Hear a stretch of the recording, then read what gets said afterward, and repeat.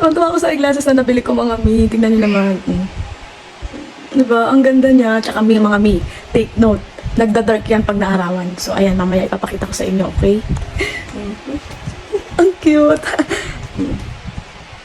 Mukha na ba tayong teacher? So, ayan nga. Tignan niyo yung eyeglasses ko mga mi. Patok ko kasi to. Kaya ayan. Unti-unti na siyang nagda-dark. So, ayan. Naglalakad ako ngayon. Papunta kung saan. Kung saan lupalop ako makarating. So, ayan. Hindi kasi masyadong araw ngayon. Pero depende kasi yung pag-ano niyan, pagka-dark yan. Kung sobrang init, sobrang dark din yan. Eh dahil tingnan yung panahon ngayon, hindi siya masyadong mainit.